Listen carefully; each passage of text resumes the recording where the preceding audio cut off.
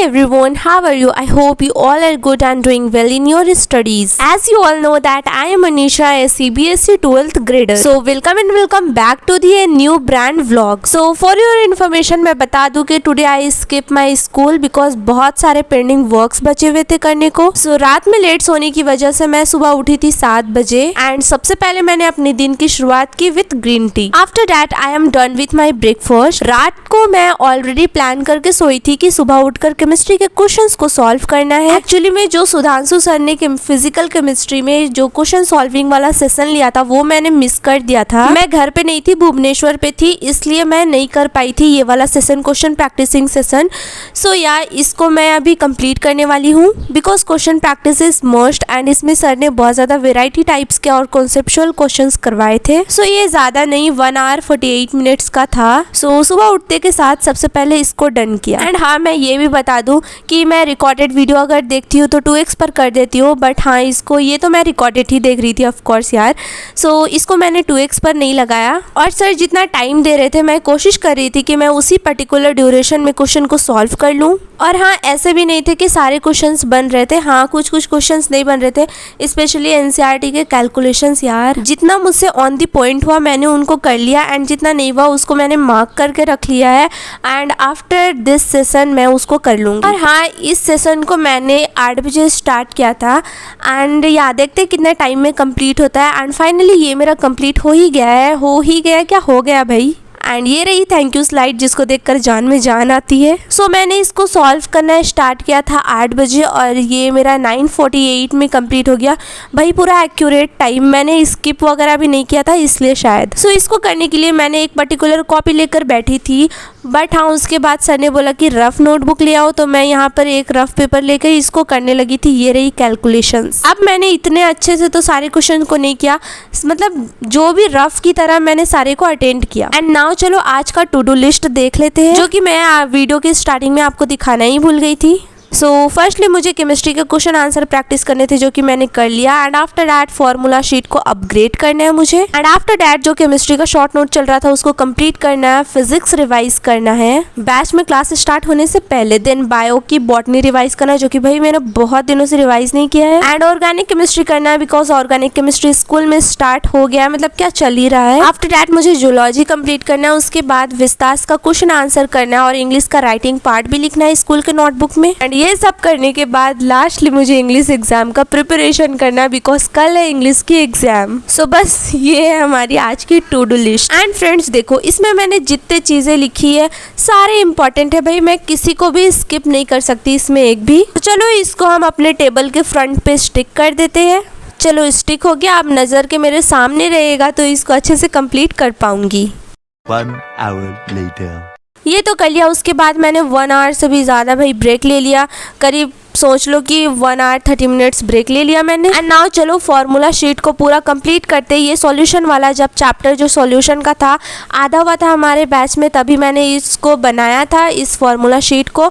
But now अभी पूरा chapter complete हो गया तो मुझे इसे भी कंप्लीट करना होगा. सो वैसे तो ज़्यादा नहीं है, कॉलिगेटिव प्रॉपर्टीज़ और उससे पहले कुछ है.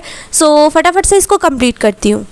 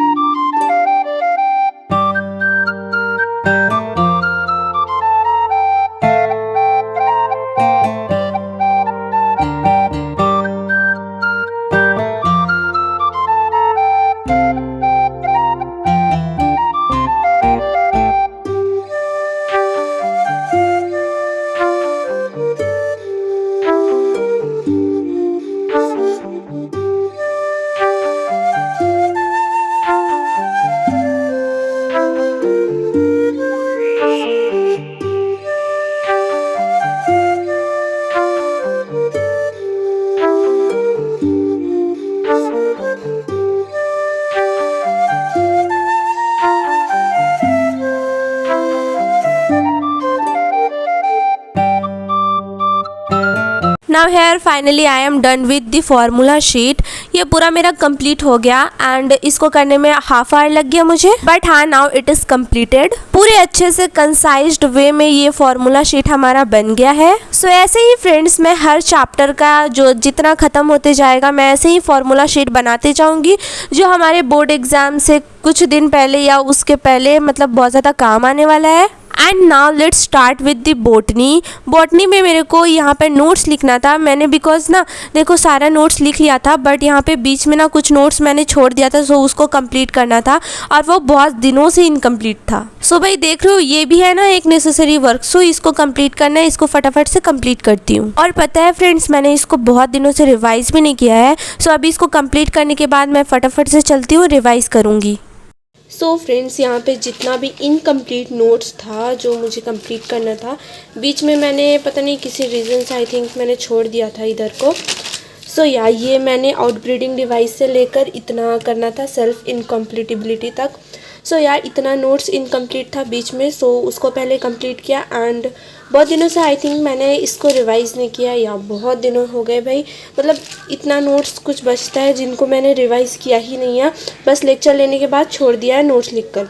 सो अभी जाऊंगी इनको पूरा रिवाइज़ करूंगी बिकॉज टेस्ट भी आने वाला है।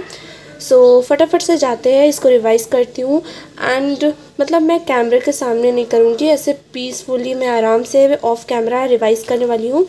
सो चलती हूँ, इसको पहले पूरा रिवाइज़ करूँगी, उसके बाद देखते हैं क्या करना है। तो finally friends here I am done with the revision. यहाँ पर पूरा रिवीजन हो गया, जितना भी बचा कुचा था सारा कुछ कर लिया मैंने। एंड अभी टाइम देखो 3:28 हो रहे हैं और मैंने इसके साथ साथ डीपीपी भी सॉल्व कर लिया। हाँ मेरा 3 डीपीपी बचता था बॉटनी का, सो उसको मैंने सॉल्व कर लिया। एंड यहाँ पर मैंने बुक भी लेकर आई थी स्पेशली ये डायग्राम्स देखने, बिकॉज डायग्राम से भी क्वेश्चन आते हैं, मतलब एनसीईआरटी का डायग्राम और इसमें ना समझ में नहीं आता कि कहाँ पर क्या है अच्छे से। सो इसलिए मैंने पहले इसको अच्छे से देख लिया था, उसके बाद गई थी डीपीपी में टेस्ट देने। एंड इससे रिलेटेड क्वेश्चन भी आए थे, मैंने सोचा था इसके रिलेटेड आएंगे, पर जब मैंने इस डायग्राम को रिवाइज़ किया था तो इधर देखा कि इधर भी है, तो इसको भी रिवाइज़ कर लिया, बट इससे क्वेश्चन नहीं आया था, इससे क्वेश्चन आया। एंड नाउ चलो स्कोर देखते हैं डीपीपी का। ये देखो जितने सारे डीपीपीस थे सारे को मैंने सॉल्व किया हुआ है, और जो 3 बचे थे उसे मैंने अभी सॉल्व किया। और सच्ची बताऊँ तो मुझे खुद पे बहुत गुस्सा आ रहा है, क्योंकि भाई मतलब डीपीपीस के मार्क्स अच्छे नहीं है। रुको मैं आप लोगों को दिखाती हूँ यहाँ पे फर्स्ट।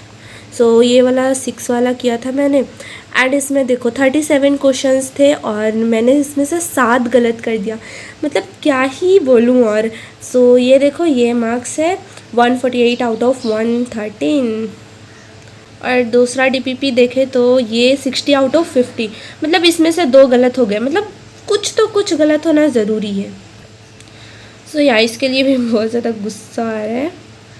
एंड ये देखो ये बिल्कुल ठीक रहा 40 आउट ऑफ 40, बट हाँ इसके आने से मैं बिल्कुल भी खुश नहीं हूँ, बिकॉज मेरा ये वाला डीपीपी देखो, मतलब ये वाला बहुत ख़राब है, क्या ही एक्सपेक्ट कर सकती हूँ। और चलो इससे ये बात एक अच्छी रही कि मुझे पता चल गया कि मेरा वीक कंसेप्ट कहाँ पे है। अभी जाकर उसको अच्छे से रिवाइज़ कर लूँगी। वैसे अभी तो मैं रिवाइज़ नहीं करूँगी। ये देखो ये मैंने बायो कर लिया है अभी, और 3:30 लगभग हो ही गया है, एंड 4 बजे से फिर क्लासेस स्टार्ट हो जाएगी। सो सबसे पहले मैं जाती हूँ अभी जूलॉजी का रिविज़न करूँगी, बिकॉज फर्स्ट क्लास जूलॉजी का है, एंड आफ्टर डैट फिज़िक्स का क्लास है। जूलॉजी के बीच में मतलब जो गैप मिलता है उसमें मैं फ़िज़िक्स का रिविज़न कर लूँगी। सो ये हो जाएगा, फिर उसके बाद फिज़िक्स का क्लास कर लूँगी। फिर जब पूरे सारे क्लासेस ख़त्म हो जाएंगे तो मुझे बहुत सारा स्कूल का असाइनमेंट कंप्लीट करना है, स्पेशली इंग्लिश का writing part and question answer वगैरह कंप्लीट करना है, प्लस मतलब कल एग्ज़ाम है इंग्लिश का, और मैंने कुछ भी अभी प्रिपेयर नहीं किया है। मुझे तो ढंग से स्टोरीज़ भी नहीं पता है, सो उनको भी प्रिपेयर करना है। सो काम बहुत ज़्यादा और टाइम बहुत कम। सो चलते हैं अभी हम रिवाइज़ करते हैं जूलॉजी।